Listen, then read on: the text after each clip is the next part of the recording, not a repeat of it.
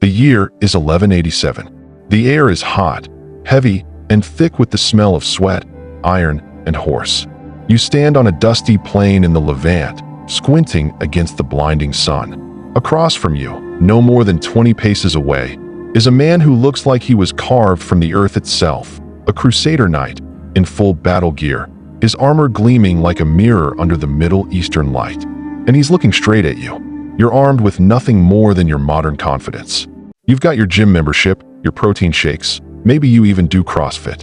You can deadlift, you can sprint, you can punch a heavy bag at the gym. You've trained hard. You think you're tough. But standing there, with this knight gripping his long sword like it weighs nothing at all, you realize something horrifying. You're about to find out just how catastrophically wrong you are. Because this man is not just some medieval guy who happened to own a sword and a horse. He is the product of one of the most intensive, brutal, and unforgiving training systems in human history. His entire life, from the moment he could walk, has been a journey toward one single purpose: to kill in close combat. And right now, he is sizing you up like prey. To understand just how impossible this fight is for you, we need to step back. Long before this knight ever strapped on steel plate and rode into war, he was a boy, no older than 7 years old, when his training began. While you were learning multiplication tables or playing video games, a boy destined to become a knight was being torn from his home comforts and placed in the care of a noble household as a page.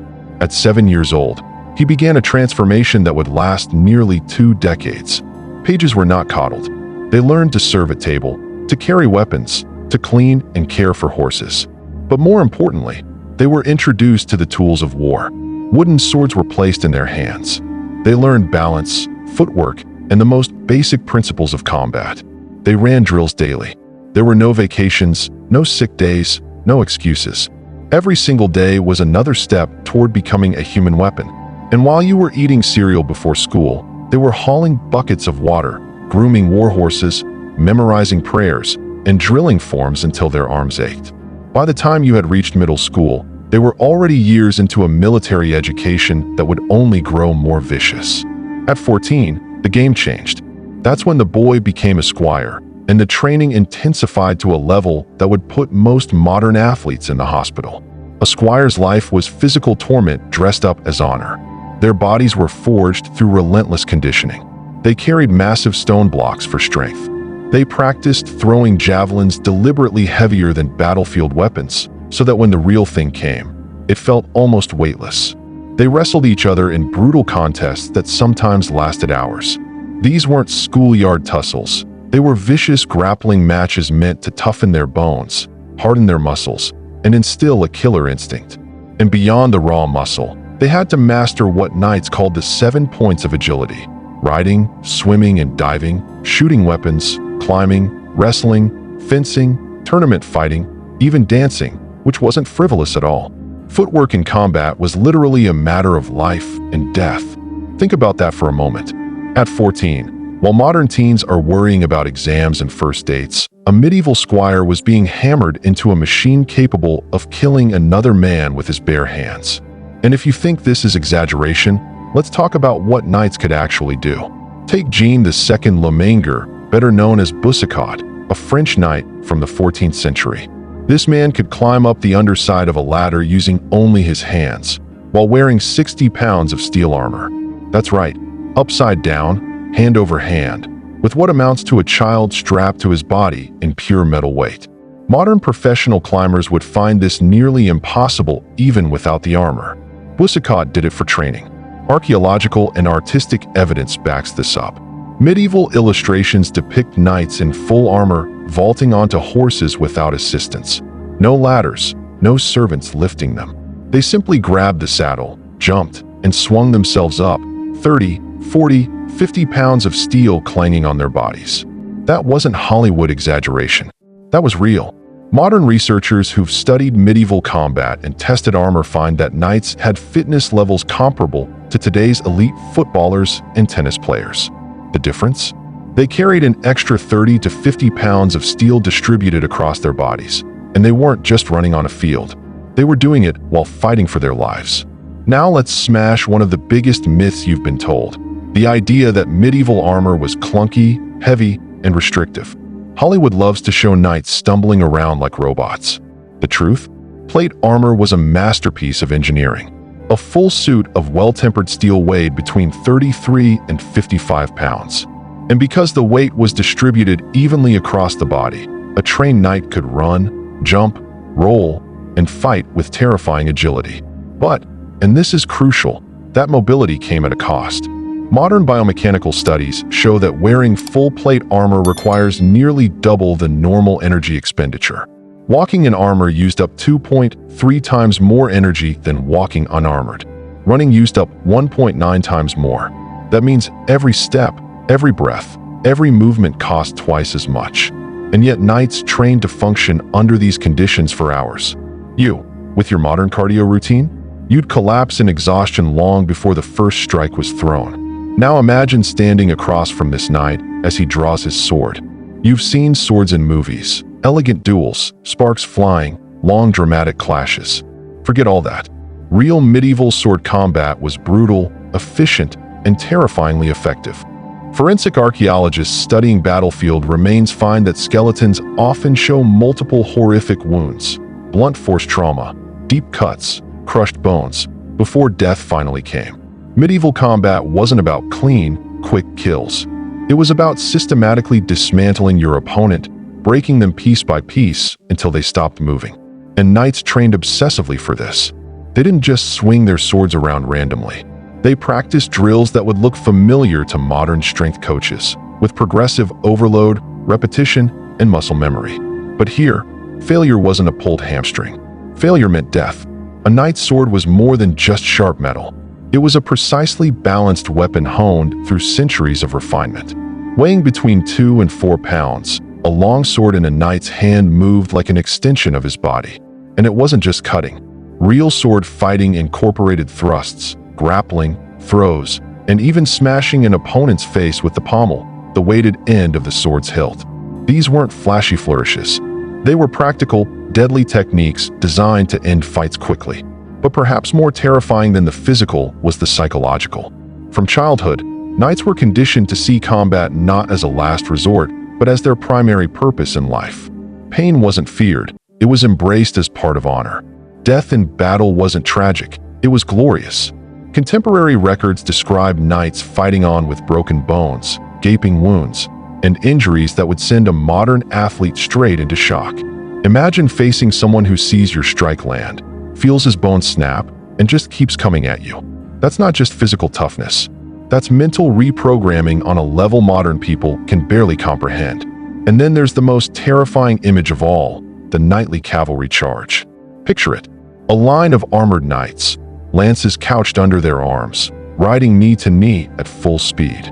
War horses, each weighing half a ton, pounding the earth. The ground trembles beneath them. The sound alone makes your chest rattle. This isn't random chaos. This is physics weaponized. Mass times acceleration equals overwhelming force.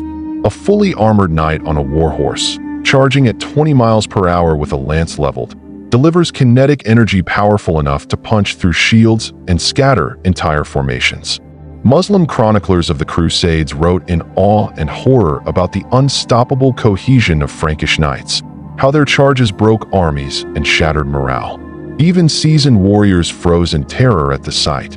Imagine what it would do to you. And this is just the beginning. A Crusader knight wasn't just a man, he was a walking fortress. And to master that fortress, a squire had to make his armor part of his skin. Imagine strapping on 30 kilograms of iron plates, chainmail, and padding every morning before the sun rose. The heat beneath it suffocated. The weight pressed on your shoulders until they ached. The chafing turned skin raw.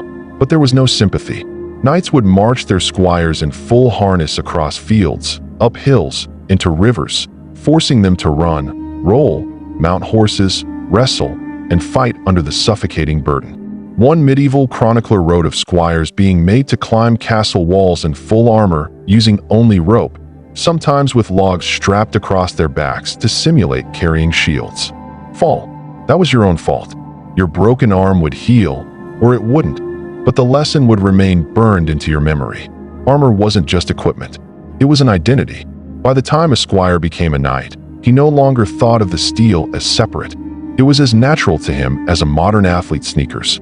The sword was the heart of the knight's image, but training wasn't limited to swords alone. Long swords and arming swords, practiced daily against posts, straw dummies, and live opponents. Every strike drilled to target arteries, joints, and weak spots in armor. Polearms and spears, the knight's true battlefield weapon. Heavy, unwieldy to the untrained, but devastating when mastered.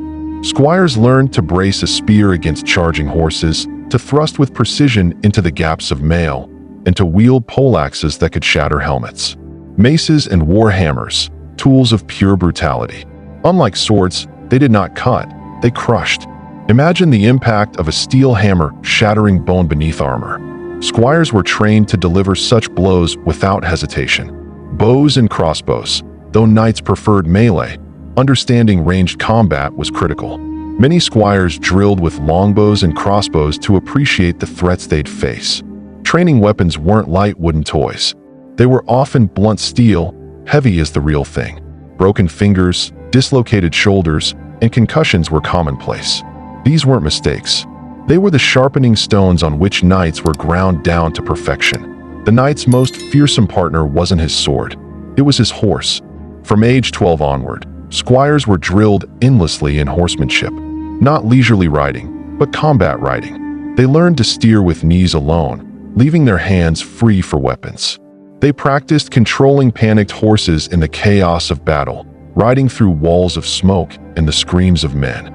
Training sometimes involved galloping directly at one another, lances leveled, impact so violent it snapped wood and sent boys flying to the ground.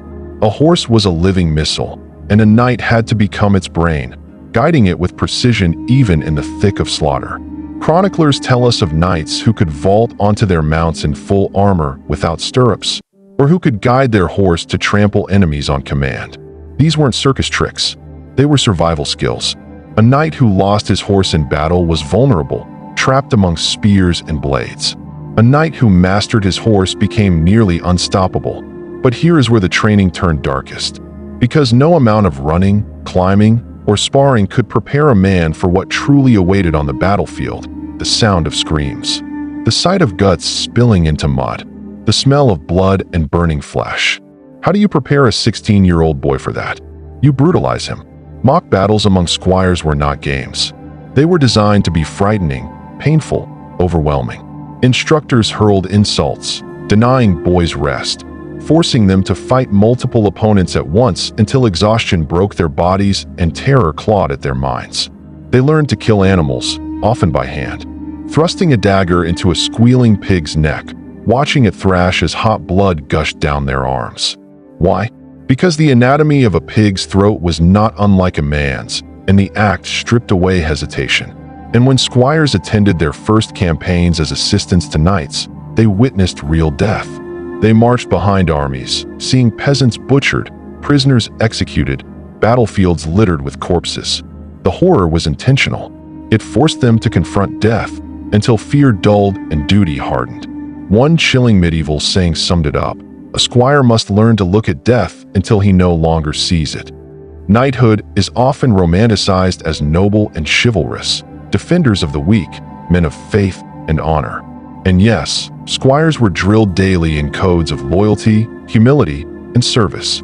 They memorized prayers, learned courtly etiquette, and practiced showing deference to ladies and lords. But the battlefield stripped away illusions. The same knight who prayed to God at dawn might be hacking through a peasant levy by noon. The same squire who bowed politely to his lady might be ordered to torch villages in enemy lands. Training prepared them for this contradiction.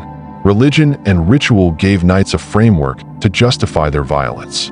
You fight not for yourself, priests told squires, but for God, for your Lord, for the defense of Christendom. Belief was as much a weapon as sword or spear. It dulled guilt, hardened resolve, and turned slaughter into duty. At last came the moment every squire both dreaded and craved, their first true battle. Often, they began in support roles, guarding supply wagons, carrying messages, tending wounded men. But sooner or later, the chaos of battle swept them in. One account from the 12th century describes a young squire named Geoffroy who rode alongside his master at the Battle of Montcassard. When their line was charged, Geoffroy struck out with his sword, splitting an enemy's faceplate. The chronicler notes the boy vomited inside his helmet immediately after, yet kept fighting. That was the crucible. No amount of drills or sparring could replace it. And if a squire survived his first real clash, if he showed courage and skill, he was one step closer to being knighted. By the end of his training, the boy who once carried dishes at his lord's table was gone. What stood in his place was something else, a predator in human form. His body was sculpted by endless labor, his mind hardened by pain and fear, his spirit wrapped in layers of religion and duty. He had seen death, smelled it, touched it, and no longer flinched. When the time came, in a solemn ceremony, he would kneel before his lord. A sword would be laid on his shoulders, prayers spoken, his new title declared, knight. But the ritual was only the surface. The truth was darker. This was no longer a boy. This was a man built for war, built to kill without mercy, built to endure what would shatter the rest of us. And now, he was ready to unleash that training on the battlefields of the Crusades. We've talked about raw strength, about endurance, about pain tolerance. But none of this compares to the compound effect. Think about it. A boy started training at age 7. By his teens, he was hardened with endless chores, sparring, fasting, and punishments. By 21, he wasn't just strong. He had over a decade of specialized combat training. That's the equivalent of starting Olympic-level training in childhood and never stopping. Except instead of coaches and sports science, you had knights beating the softness out of you. Modern elite soldiers, Navy SEALs, SAS, Spetsnaz, go through years of training. But none of them start at age 7 with wooden swords and live-in combat mentors. That's what makes knights different. They were raised for war as their only purpose. By the time they rode into battle, they weren't like us. They weren't gym bros or even professional fighters. They were war machines. You've heard stories of knights doing the impossible. Let's check if they hold up. Jean II Le Manger Boucicaut, the knight we mentioned earlier, could do push-ups in full armor and climb the underside of a ladder using just his arms. Historians confirm these weren't legends. These were documented feats. William Marshall, perhaps the most famous knight of all, fought in tournaments into his 60s and still won. Chroniclers say he once fought in a battle while wounded, practically carried by willpower alone.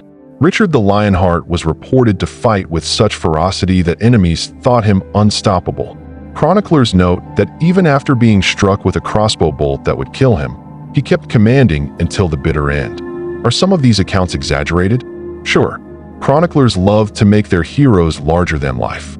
But when you combine the training, the evidence in bones, and the cultural obsession with toughness, it's not hard to believe. Because here's the truth. Knights had to be this tough.